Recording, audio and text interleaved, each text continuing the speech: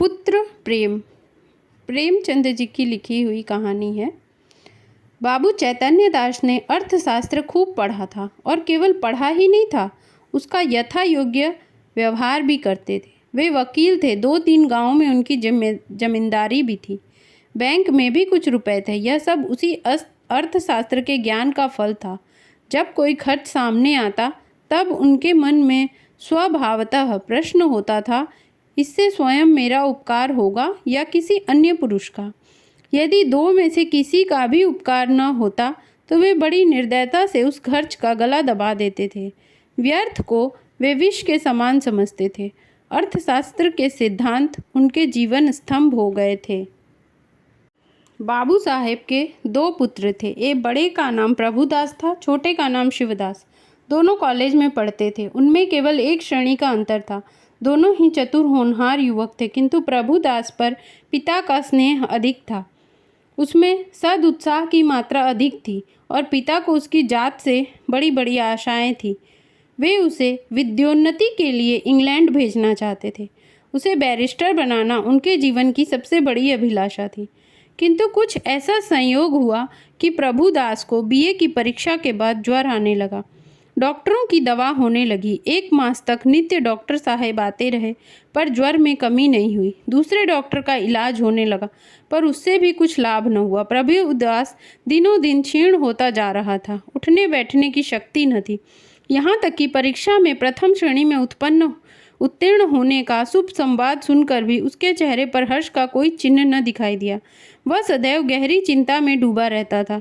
उसे अपना जीवन बोझ सा पड़ने लगा था। एक रोज चैतन्य दास ने डॉक्टर साहब से पूछा, यह क्या बात है कि 2 महीने हो गए और अभी तक दवा का कोई असर नहीं हुआ। डॉक्टर साहब ने संदेहजनक उत्तर दिया, मैं आपको संशय में नहीं डालना चाहता। मेरा अनुमान है कि यह ट्यूबरकुलोसिस है। चैतन्य दास ने व्यग्र होकर कहा, तपेदिक? डॉक्टर, जी हाँ, उसके सभी लक्षण दिखाई देते हैं। चैतन्य दास ने अविश्वास के भाव से कहा, मानो उन्हें कोई विस्मयकारी बात सुन पड़ी हो। तपोदिक हो गया है? डॉक्टर ने खेद प्रकट करते हुए कहा, यह गुप्त रीति से शरीर में प्रवेश करता है। चैतन्य दास, मेरे खानदान में तो यह रोग किसी को न था। डॉक्टर, संभव है मित्रों से इसके कीटाणु मिले हों। चैतन्य दास कई मिनट तक सोचने के बाद बोले, अब क्या करना चाहिए? डॉक्टर, दवा करते रहिए, अभी फेफड़ों पर असर नहीं हुआ है, इनके अच्छे होने की आशा है। चैतन्य दास, आपके विचार में कब तक दवा का असर होगा? डॉक्टर, निश्चय पूर्वक नहीं कह सकता, लेकिन 3-4 महीने में ये स्वस्थ हो जाएंगे। जाड़ों में इस रोग का जोर कम हो जाया करता है। चैतन्य दास, अच्छे हो जाने पर ये पढ़ने में परिश्रम कर सकेंगे? डॉक्टर, मानसिक परिश्रम के योग्य तो वे शायद ही हो सकें। चैतन्य दास, किसी सैनिटोरियम या पहाड़ी स्वस्थालय में भेज दूँ तो कैसा हो? डॉक्टर, बहुत ही उत्तम। चैतन्य दास, तब ये पूर्ण रीति से स्वस्थ हो जाएंगे। डॉक्टर, हो सकते हैं, लेकिन इस रोग को दबा रखने के लिए इनका मानसिक परिश्रम से बचना ही अच्छा है। चैतन्य दास नैराश्य भाव से बोले, तब तो इनका जीवन ही नष्ट हो गया। गर्मी बीत गई, बरसात के दिन आए। प्रभुदास की दशा दिनों दिन बिगड़ती गई। वह पड़े पड़े बहुधा इस रोग पर की गई बड़े बड़े डॉक्टरों की व्याख्याएं पढ़ा करता था। उसके अनुभवों से अपनी अवस्था की तुलना किया करता। पहले कुछ दिनों तक तो वह अस्थिर चित्त सा हो गया था। 2-4 दिन भी दशा संभली रहती तो पुस्तकें देखने लगता और विलयित यात्रा की चर्चा करता। 2-4 दिन भी ज्वर का प्रकोप बढ़ जाता तो ज्वर से जीवन से निराश हो जाता, किंतु कई मास के पश्चात जब उससे विश्वास हो गया कि इस रोग से मुक्त होना कठिन है, तब उसने जीवन की चिंता भी छोड़ दी। पथ्यापथ्य का विचार न करता, घर वालों की निगाह बचाकर औषधियाँ जमीन पर गिरा देता। मित्रों से बैठकर जी बहलाता। यदि कोई उसके स्वास्थ्य के विषय में पूछता तो चिढ़ाकर मुंह मोड़ लेता। उसके भावों से एक शांतिमय उदासीनता आ गई थी और बातों में एक दार्शनिक ममज्ञता पाई जाती थी। वह लोक रीति और सामाजिक प्रथाओं पर बड़ी निर्भीकता से आलोचनाएं किया करता था। यद्यपि बाबू चैतन्य दास के मन में रह रहकर शंका उठा करती थी कि जब परिणाम विदित ही हैं, तब इस प्रकार धन का अपव्यय करने से क्या लाभ। तथापि वे कुछ तो पुत्र प्रेम और कुछ लोकमत के भय से धैर्य के साथ दवा दर्पण करते जाते थे। जाड़े का मौसम था। चैतन्य दास पुत्र के सिरहाने बैठे हुए डॉक्टर साहब की ओर प्रश्नात्मक दृष्टि से देख रहे थे। जब डॉक्टर साहब टेम्परेचर लेकर कुर्सी पर बैठे तब चैतन्य दास ने पूछा, अब तो जाड़ा आ गया, आपको कुछ अंतर मालूम होता है? डॉक्टर, बिल्कुल नहीं, बल्कि रोग और भी दुस्साध्य होता जाता है। चैतन्य दास ने कठोर स्वर में पूछा, तब आप लोग मुझे इस भ्रम में डाले हुए थे कि जाड़े में अच्छे हो जाएंगे। इस प्रकार दूसरों की सरलता का उपयोग करना अपना मतलब साधने का साधन हो तो हो, इससे सज्जनता कदापि नहीं कह सकते। डॉक्टर ने नम्रता से कहा, ऐसी दशाओं में हम केवल अनुमान कर सकते हैं और अनुमान सदैव सत्य नहीं होते। आपको जेरबारी अवश्य हुई, पर मैं आपको विश्वास दिलाता हूँ, मेरी इच्छा आपको भ्रम में डालने की नहीं थी। शिवदास बड़े दिनों की छुट्टियों में आया हुआ था। इसी समय वह कमरे में आ गया। डॉक्टर साहब से बोला, आप पिताजी की कठिनाइयों का स्वयं अनुमान कर सकते हैं। अगर उनकी बात नागवार लगी तो उन्हें क्षमा कीजिएगा। चैतन्य दास ने अपने छोटे पुत्र की ओर वात्सल्य की दृष्टि से देखकर कहा, तुम्हें यहाँ आने की क्या ज़रूरत थी? मैं तुम्हें कितनी बार कह चुका हूँ यहाँ मत आया करो, लेकिन तुमको सब्र ही नहीं होता। शिवदास ने लज्जित होकर पूछा, मैं अभी चला जाता हूँ, आप नाराज न हों। मैं केवल डॉक्टर साहब से यह पूछना चाहता था कि भाई साहब के लिए अब क्या करना चाहिए। डॉक्टर साहब ने कहा, अब केवल एक ही साधन है, इन्हें इटली के किसी सैनिटोरियम में भेज देना चाहिए। चैतन्य दास ने सजग होकर पूछा, कितना खर्च होगा? ज़्यादा से ज़्यादा 3000, साल भर रहना होगा। निश्चय है वहाँ से वे अच्छे होकर आवेंगे? जी नहीं, यह तो एक भयंकर रोग है। साधारण बीमारियों में भी कोई बात निश्चय रूप में नहीं कही जा सकती।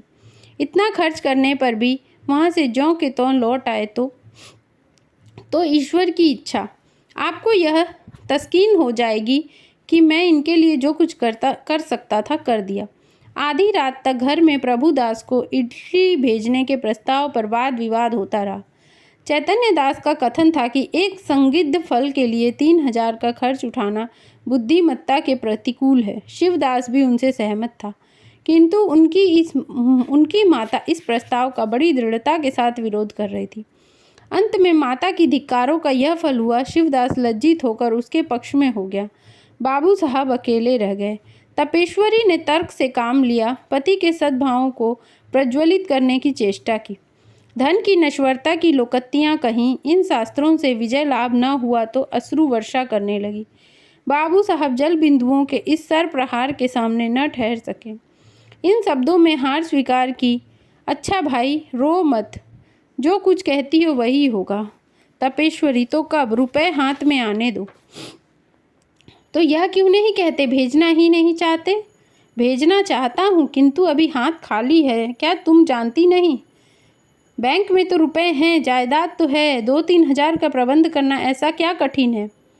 चैतन्य दास ने पत्नी की ऐसी दृष्टि से देखा मानो उसे खा जाएंगे। एक क्षण के बाद बोले, बिल्कुल बच्चों सी बातें करती हो। इटली में ऐसी कोई संजीवनी नहीं रखी हुई है जो तुरंत चमत्कार दिखाएगी। जब वहाँ भी केवल प्रारब्ध ही की परीक्षा करनी है तो सावधानी से कर लेंगे। पूर्व पुरुषों की संचित जायदाद और रखे हुए रुपए में अनिश्चित हित की आशा पर बलिदान नहीं कर सकता। तपेश्वरी ने डरते डरते कहा, आधा हिस्सा तो प्रभुदास का भी है। बाबू साहेब तिरस्कार करते हुए, आधा नहीं, मैं उसे अपना सर्वस्व दे देता। जब उससे कुछ आशा होती वह खानदान की मर्यादा और ऐश्वर्य बढ़ाता और इस लगाए हुए धन के फल स्वरूप कुछ और कर दिखाता। मैं केवल भावुकता के फेर में पड़कर धन का हास्य नहीं कर सकता। तपेश्वरी अवाक रह गई। जीत कर भी उसकी हार हुई। इस प्रस्ताव के 6 महीने बाद शिवदास BA पास हो गया। बाबू चैतन्य दास ने अपनी जमींदारी के 2 आने बंधक रखकर कानून पढ़ने के निमित्त उसे इंग्लैंड भेजा। उसे बम्बई तक खुद पहुंचाने गए। वहां से लौटे तो उनके अंतःकरण में सदाच्छाओं से परिमित लाभ होने की आशा थी। उनके लौटने के 1 सप्ताह पीछे अभागा प्रभुदास अपनी उच्च अभिलाषाओं को लिए परलोक सिधारा। चैतन्य दास मणिकर्णिका घाट पर अपने संबंधियों के साथ बैठे चिता ज्वाला की ओर देख रहे थे। उनके नेत्रों से अश्रुधारा प्रवाहित हो रही थी। पुत्र प्रेम एक क्षण के लिए अर्थ सिद्धांत पर गालिब हो गया था। उस विरक्तावस्था में उनके मन में यह कल्पना उठ रही थी, संभव है इटली जाकर प्रभुदास स्वस्थ हो जाता। हाय, मैंने 3000 का मुंह देखा और पुत्र रत्न से हाथ से खो दिया। यह कल्पना प्रति क्षण सजग होती थी और ग्लानि, शोक और पश्चाताप के बाणों से बेध रही थी। रह रहकर उनके हृदय में वेदना की शूल सी उठती थी। उनके अंदर की ज्वाला उस चिता ज्वाला से कम दग्ध कारणी न थी। अकस्मात उनके कानों में शहनाइयों की आवाज़ आई।